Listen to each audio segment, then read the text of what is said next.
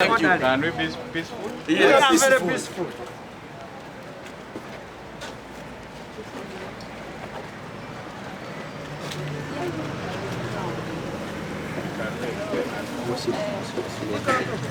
No, this is not the main. This is not this for the car.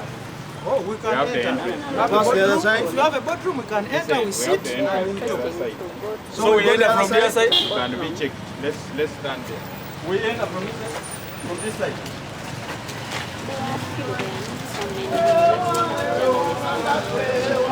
May I show you my copy, please? You have your phone. My phone is a digital one.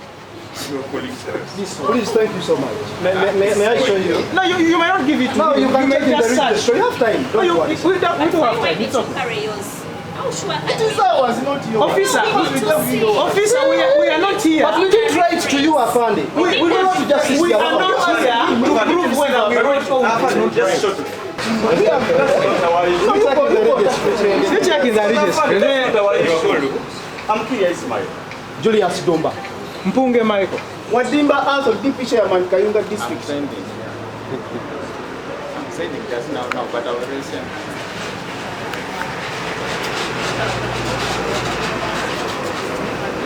May we enter, please?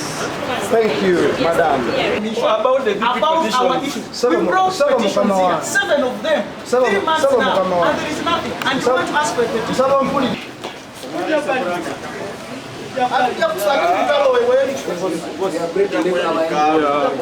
This institution, which is supervising the political parties, the problem we are having as a Democratic Party, our constitution was violated and people just appointed themselves to be next leaders. So there was actually violation of human rights in the Democratic Party, there was violation of the rule of law and constitutionalism, there was violation of justice for all. That's what we want to listen from Mr. Simon Byabakama, so that he can start hearing our petitions. As Democratic Party, we need a legitimate leadership, not a leadership which is just appointed, as the Constitution says. So we are here in good faith, we are not fighting, we are not causing any commotion. That's why we have chosen actually to come here for. We would have come here 500 or 1,000.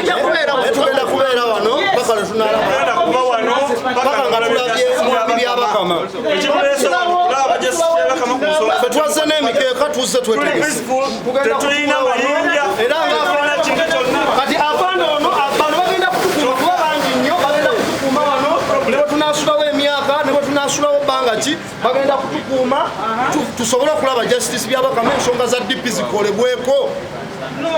Anyone wants to use the entrance, please.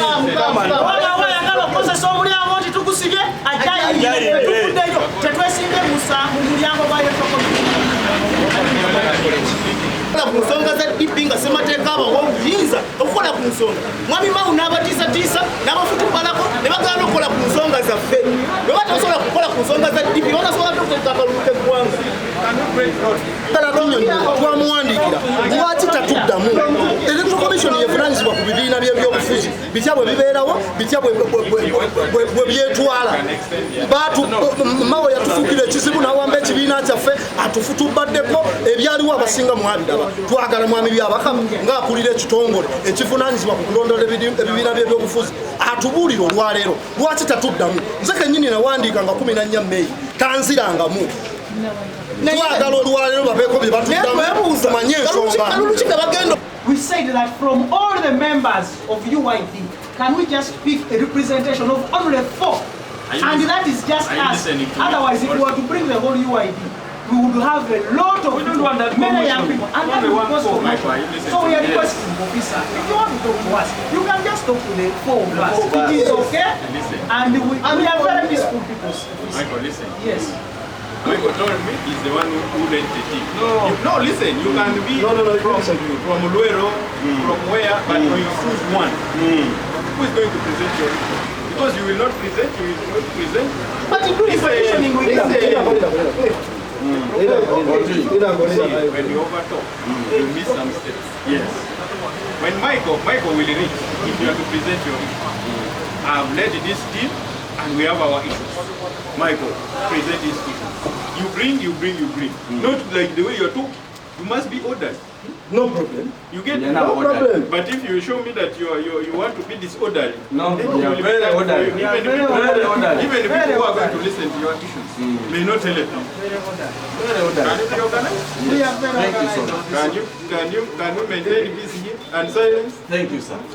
Actually, peace and justice is one of our core values as the UID. So this here are offices.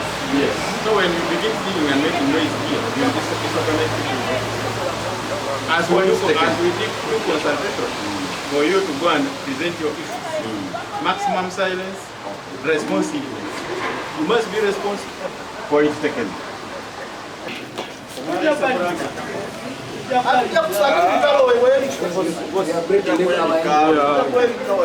naye ate bwe kinaasukka wano tebajja kyagala baffe tuli bana naye tulina kapasite ekunga abantu bonna abalina obuzibu ne delegation conference era bajja kujja wane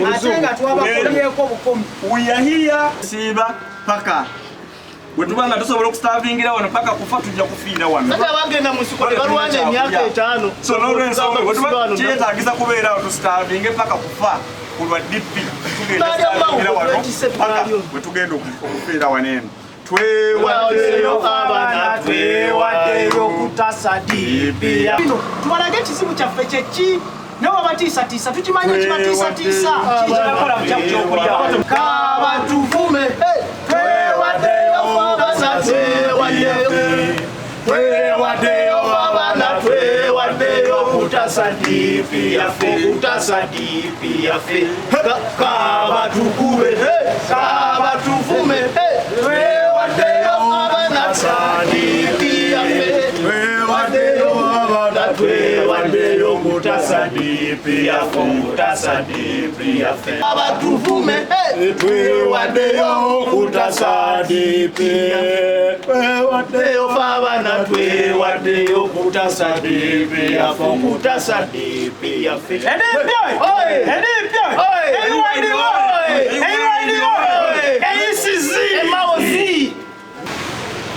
Mwetikeko kunzudunze kubeera ekifaananyi kitambula. asobola akaluwa kanene akeggwanga omulamuzi omulambo otya akasimu ka minisita kati olwomulekera bwanamukubira essimu minisita yamukubira akasimu saawe noperate standard the tables yamugamba petition zaffe azitwala essimu. We are not going to accept that.